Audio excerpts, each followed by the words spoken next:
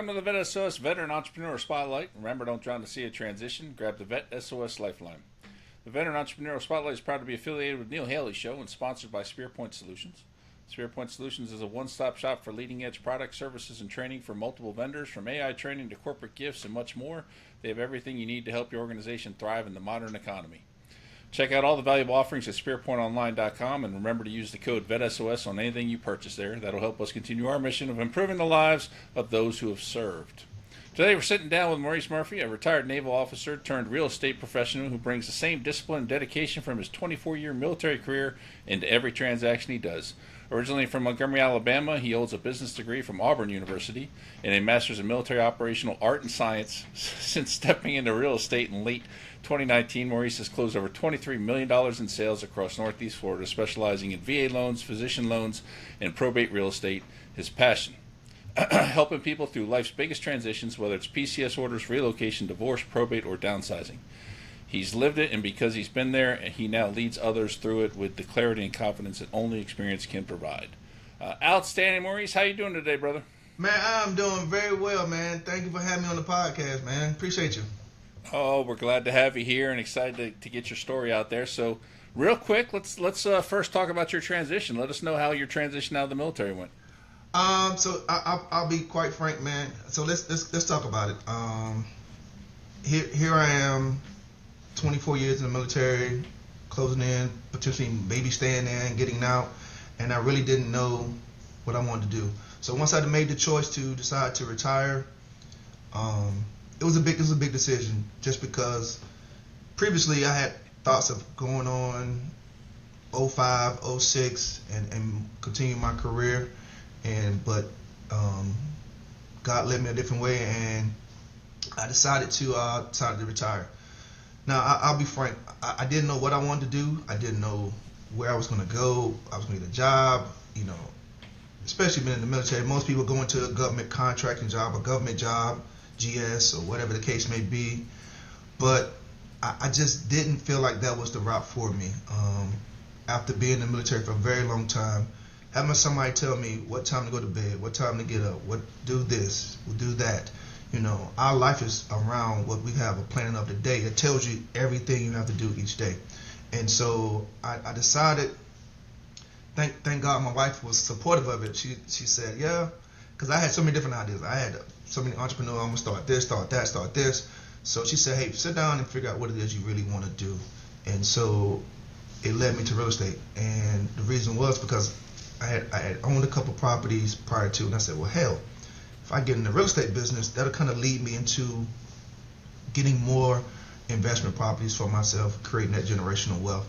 So I decided to get my license while I had a few months left in the military, got over the weekend, took the test, and by the time I retired, I had my license, and I was joining my first brokerage, man. It's been pretty good.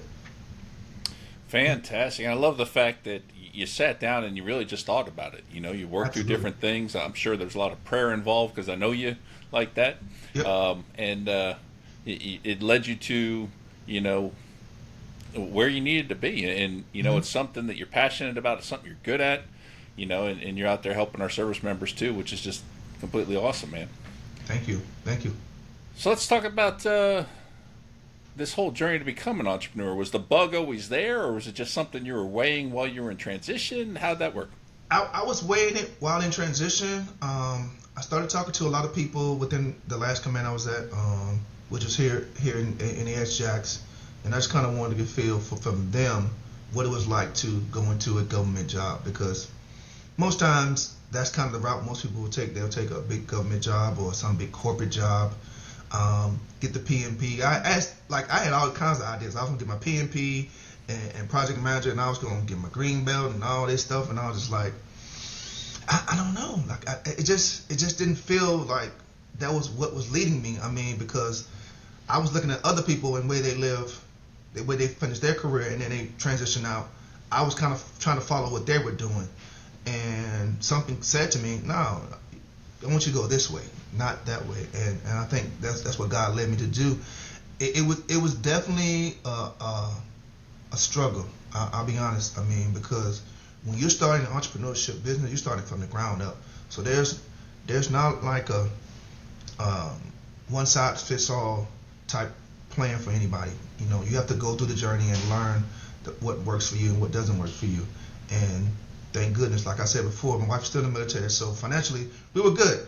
You know, I was still getting a pension and started getting money there, but she was still in as a lieutenant, so that kind of helped us out tremendously. So it kind of gave me that leeway to be able to, you know, start a journey in entrepreneurship. But if you don't have that support system from a spouse or a partner, I would really, if I had to do it over again, and I wasn't married at the time, I would advise people to come up with a 6-month financial plan, because it takes you about that much time to get started in the entrepreneurship realm. It's not it's going to happen like tomorrow. So it definitely takes some time, some work, and some effort to put into it. So that's kind of where it led me to be, man.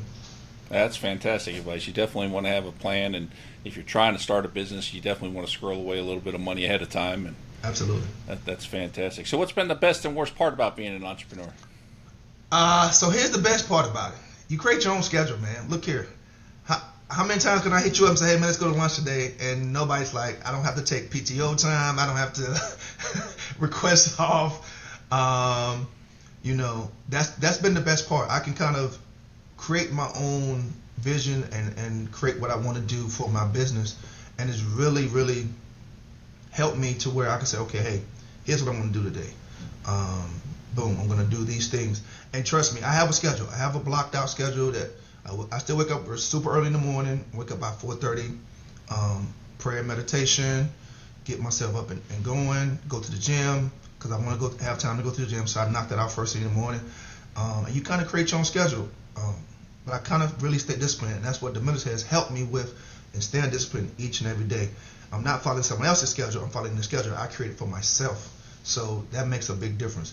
I would say the worst part about it is when you're getting those phone calls, late nights, a buyer or seller's freaking out, and you, like, you know, me and you have worked together. I help you buy your house here, and being a realtor is not just about being a realtor. You're a realtor, you're a painter, you're a cleaning company, you're a therapist, you're going through all these things, because making a big move, whether you're leaving the area or coming to the area, it's an emotional roller coaster. I mean, me and you, when you moved from Savannah, I mean, you had to get the timeline right. You had to get all these things to put together, moving and all this. You had to come down here, start your job first before the family was still there. So it's a lot going on when you ask somebody to trust in you. So that's probably the worst and best part about it, because you're not just a realtor. You're actually way more than just a realtor. You do a lot more things that you never thought you would have to do, and you're really serving people when they're making that big transition. So, you know, and it's kind of hard, because I'll be honest, when I first started this, I had to find that balance between where work is and where family time is, because when I first started, it was all about work. I gotta do this. I'm staying up 11, 12, midnight.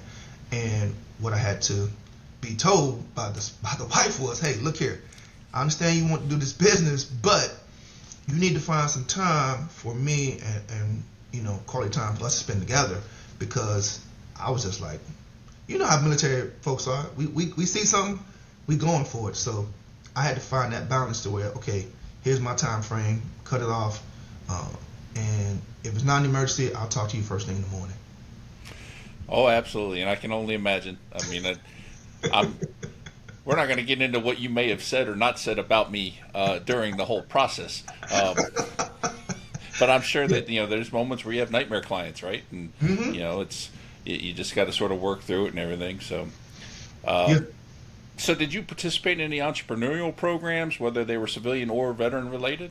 So I did do the Boost the Business course, and then I think that was the only one I did. I wanted to do the one that, I forget the one, the entrepreneurship course, because I think they do it in a different location. There's not one here locally. I think you have to go off somewhere else to be a part of it. I don't remember the name of the course. It's been a few years since I looked into it, but and it cost a little bit of money, so I never had the chance to do it. But I've been trying. What I've done is taken other avenues such as the ONU, the network, Vets on Tap, and built those relationships, because it's really about the relationships you build. regardless of whatever it is you decide to do, whether you're looking for a job, whether you want to be an entrepreneur, you have to have a solid network. And if you don't have a great network, what's the phrase? Your net worth is your network.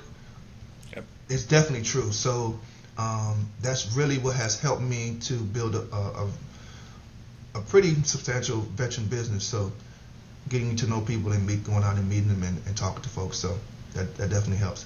But Boost the Business is the one that I actually was a part of. Fantastic course. I did it as well. Just absolutely amazing.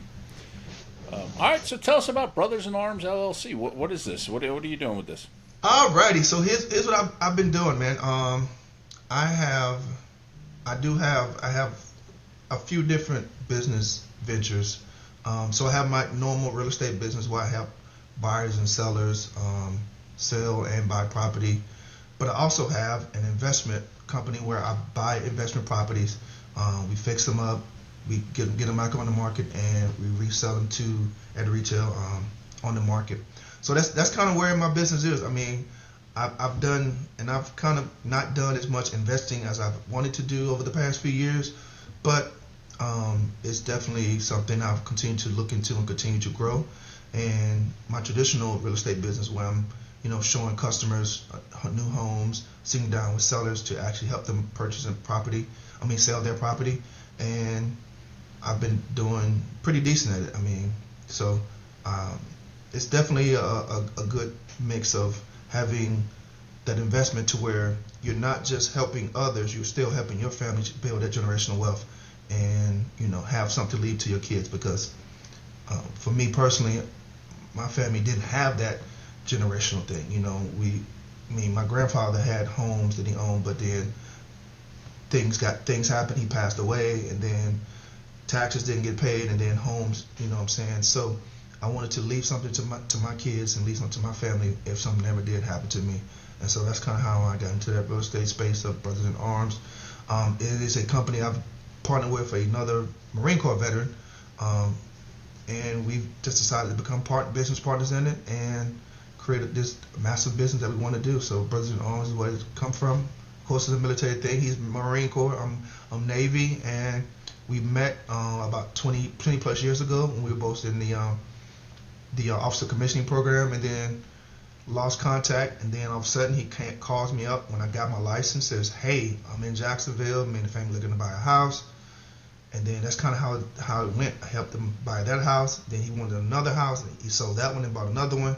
And then after the last house I helped him buy, we transitioned into Brothers in Arms from there. So it's been going pretty well, man. I can't complain. That's outstanding, man. And I'm a fan of yours. Yes, sir. Thank you. Thank you. I still talk to you, so I mean that has to say something, right, for the whole realtor client relationship, right? But no, man, I love the way you operate. I love the way you do work. You're legit. You're authentic, and it comes through in everything you do, just like your bio said, man. So really appreciate what you got going on. Thank you. So tell the audience the best place to connect with you and to check out your business. So I am. So well, check me out. I'm on Facebook, Instagram, LinkedIn, and Twitter. So I'm on all the social media platforms. I think I have a TikTok account, but I haven't used it in a long time. But I don't do all the dancing and TikTok challenges, so I don't be that as active on that one. But you can find me on all those social media platforms as Maurice Murphy or the Bearded One. That's kind of my hashtag or my branding to myself. It originally was the Bearded Realtor, but due to some copyright infringements, I guess I couldn't have Realtor on there, so we had to go to just the Bearded One. And it will be THA Bearded 0NE is how it's spelled on Instagram and all the other platforms. So look forward to connecting to you if you're looking to buy or sell in the area. I know I've helped our host here, Mr. Shawn Welsh. Him and his family moved down here. They've enjoyed the home. I've even been to the home. So anytime your client invites you over to dinner, you've done your job. If they didn't invite you to dinner, you ain't did your job. So I greatly appreciate them, him and his wife and his family. And I've been waiting for the pool invite because the last time I was there, the pool was being built. So, but yeah, if you're looking to buy or sell here in the area, I'm your guy, veteran focused. I have a wealth of knowledge in the veteran community. I have tons of networking people that I know. So we'd love to connect with you anytime you need any help. And if you have any questions, just reach out to me. I'll help you out as well. Outstanding. And yeah, I mean, at this point, I think you just, continue to keep in contact with me because of my wife's cooking. But, it's. Look here, man. Check it out. When the spread is like a wall of food from like an L shape, like me and the wife went over there. We just had to sit down for like 20 minutes because we couldn't leave. We was so stuffed. I was like, if you leave my house hungry, it's your own fault.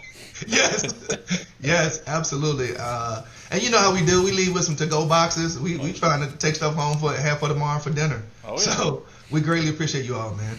Oh yeah, we're getting geared up for that again. It'll be coming soon. All right, well, we want to thank Maurice for joining us today on VET S.O.S, but there is more. All right, I am excited to announce that Maurice is now joining the VET S.O.S team as the new host of this Veteran Entrepreneurial Spotlight. We're excited to have his energy, his commitment, his experience on the team, and as you just saw from the interview, I mean that the man has passion. He loves what he does. He loves helping the veteran community. So we're excited to have you as a part of the team, Maurice. And really looking forward to seeing you take off with this. And on behalf of the entire VET S.O.S family, we want to thank everyone for joining us today. You can find VET S.O.S on all your favorite podcast platforms, YouTube, all social media platforms, and make sure you subscribe and follow so you don't miss anything we're putting out. And as always, remember, don't drown in the sea of transition. Grab the VET S.O.S Lifeline.